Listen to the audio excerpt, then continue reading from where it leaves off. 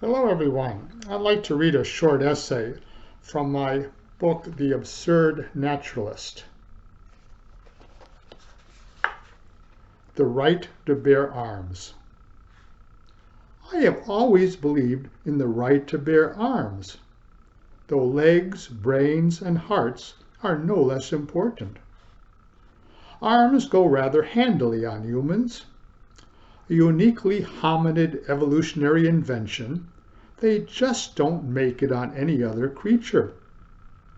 Even our primate relatives, while sometimes pretending to have arms, still treat them more as legs. And those people who twist the saying to the right to arm bears make no sense at all.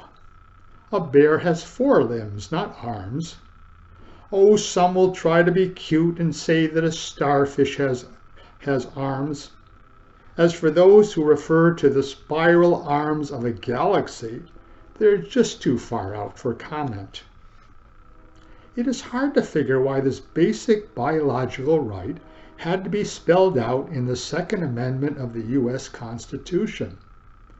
Except for those who, through heredity or misfortune, do not have arms, keeping and bearing these appendages seems like the perfectly natural thing to do.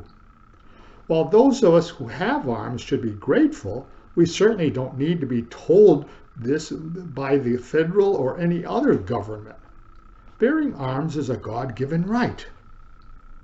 The writers of this amendment were just trying to be careful, I guess.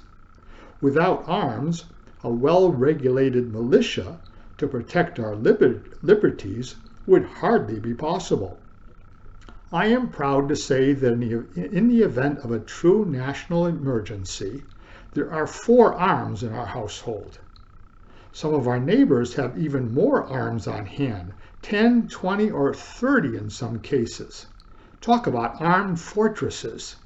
We can all rest peacefully tonight, knowing that such vast armies exist out here in the hinterlands. Just think of all the arms in households across America, over 300 million pairs and growing.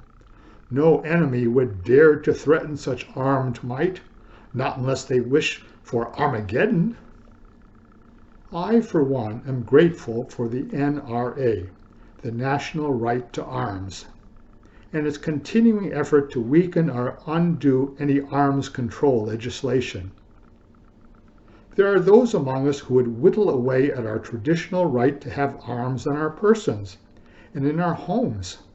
They would make it hard to transport arms across state lines. What would they have us do, cut them off? I also thank God every day that this country resists the international siren call of arms control in the name of peace. It's bad enough that we have some nuts here who want to take our arms away. Just think what might happen if whole countries got into this business.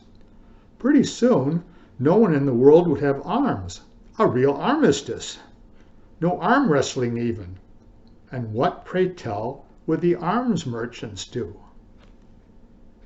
Perhaps we need to add some more amendments to the Constitution to protect our rights to bear other things.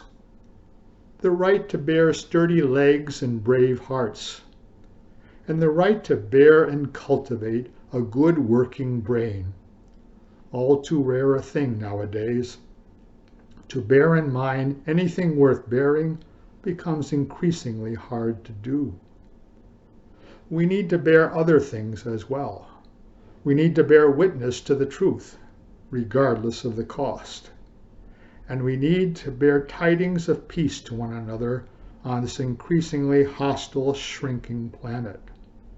Indeed, perhaps these things are even more important to bear than arms.